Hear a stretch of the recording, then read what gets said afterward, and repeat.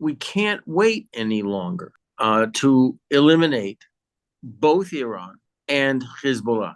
And we have the ability to do it with what we have right now in our arsenal. Speaking of Iran, do you think Russia, as they have, Putin has been hinting, do you think Russia would intervene in the case in a war with Iran, between Israel and Iran, which is the same as saying Israel and Hezbollah, because Hezbollah is simply a forward posted army, Iranian army. It's an entirely Iranian operation, Hezbollah. Correct. At one point, the Russians had a fairly substantial expeditionary force in Syria, centered near Latakia in northwest on the Mediterranean coast. And due to the manpower and material requirements of their war against Ukraine, that expeditionary force has been significantly reduced, both in size and quality. The one weapon system, two weapon systems that the Russians had in Syria, which caused us a lot of concern, was the S-300 and S-400 air defense missile systems.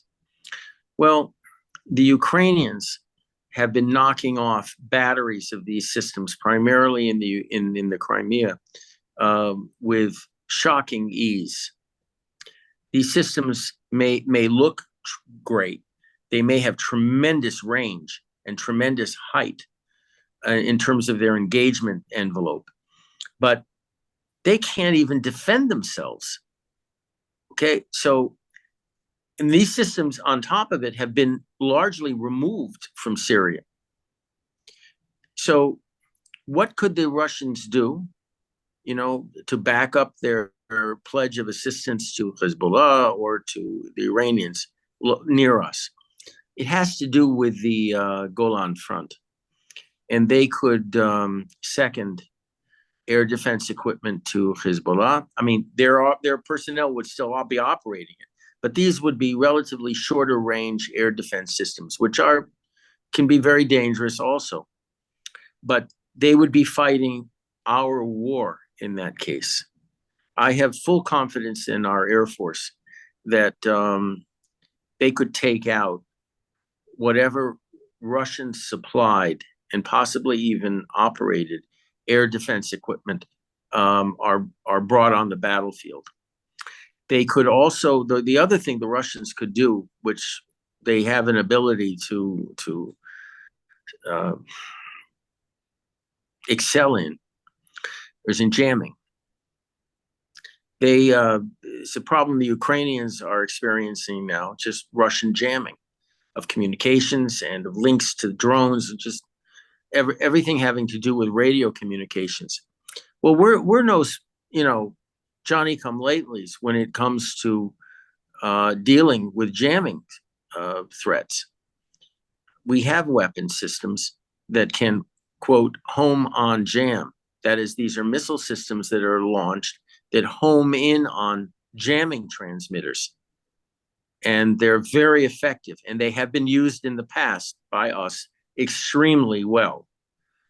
So these are the two most immediate things that the Russians can do, that if we're in a full-blown war with Hezbollah, let alone with Iran,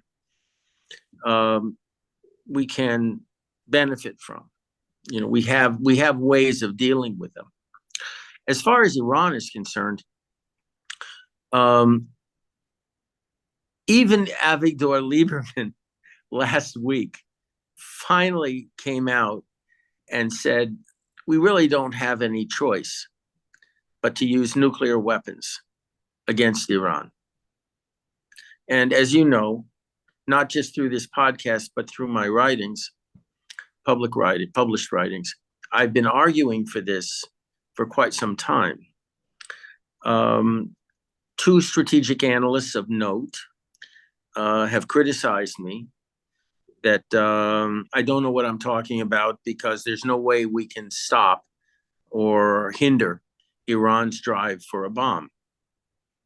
And I confronted them at a meeting recently, and I asked them a simple question.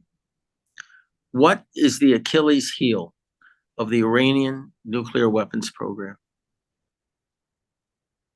And they couldn't come up with an answer.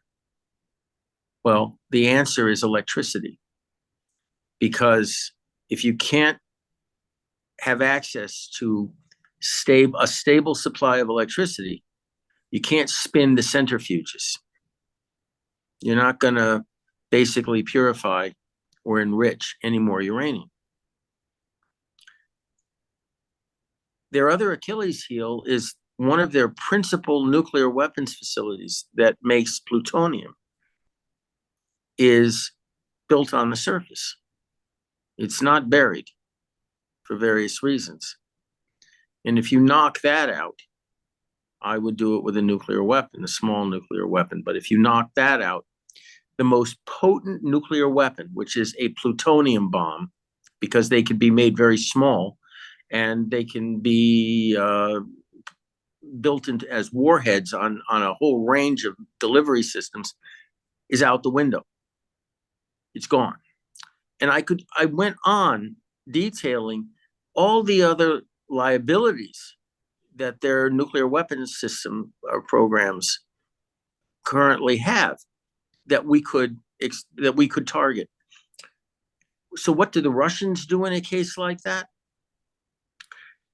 I think the Russians would have to understand that they would have really limited options at that point, because at that point, if we actually employ nuclear weapons against Iran quickly and in an intelligent way, not a counter-value way, by knocking out cities and everything, but attacking their military-industrial complex, their power generating systems, their oil and gas delivery systems, and their nuclear weapons establishment.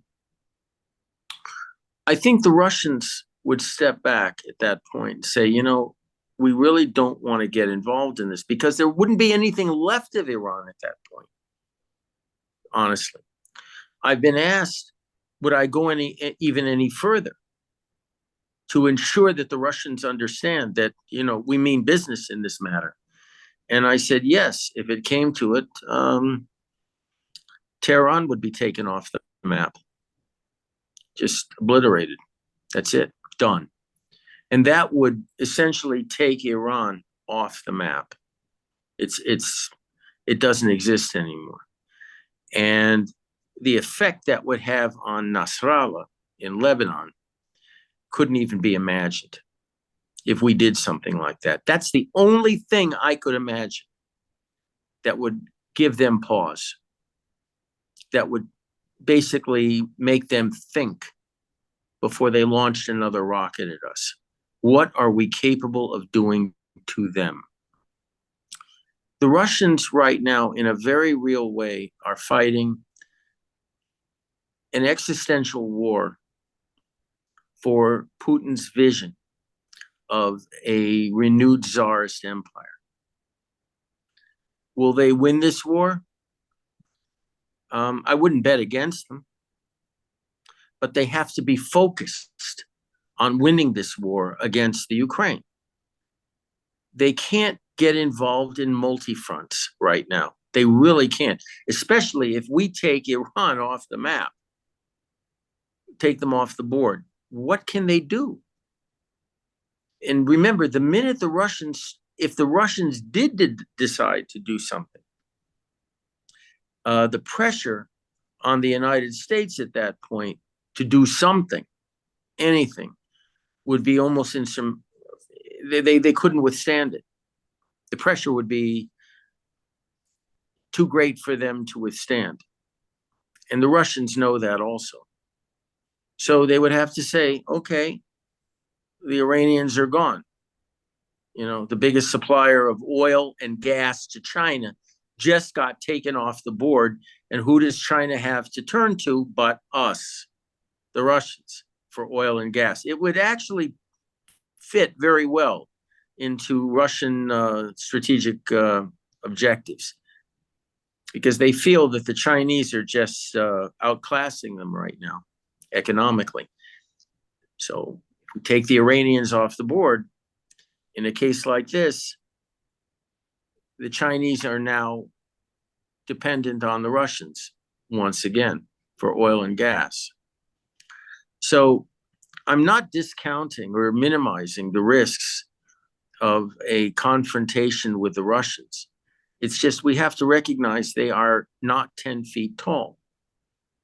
They're appreciably less than that. And we have to just bear that in mind. I wouldn't target them. I wouldn't go after them.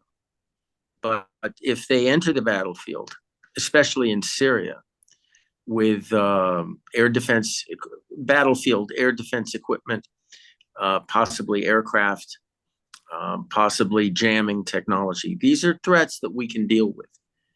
They're playing our game in that case. And as my first control officer, Avim Sella, Colonel Avim Sella, told me, he was in the great ambush over the Suez Canal of the Russian squadron, MiG-21 squadron that came up to intercept them. And these were the best pilots the Russians had from PVO Sranye, the air defense part of the Russian Soviet Air Force at the time. And he said when he landed, he told his debriefer, I've never fought poorer Egyptian pilots than the ones we were up against. And he was shocked to find out that they were top-class Soviet pilots from PVO Sranye. So the Russian Air Force has not won any laurels in its war with Ukraine at all. Yeah, they're good at lobbing, 3,000-pound glide bombs from outside the battlefield at essentially defenseless Ukrainian cities. But against the Israeli Air Force, no. They wouldn't, honestly, they wouldn't stand a chance at all. And they know that. They know it. So we have a weapon system that could counter Hezbollah's fire campaign against us. It's a counter fire campaign. We now have people suddenly realizing that if we're going to stop the Iranians from developing a nuclear weapon, we have to hit them hard, and time is running out. Time is running out. We have to hit them with a very focused, smart, preventive nuclear strike. If it requires eliminating Tehran as a warning to the rest of our neighbors, it's a pretty rough neighborhood we're in, fine. I don't have any problem with that. And I don't think a lot of other people would either.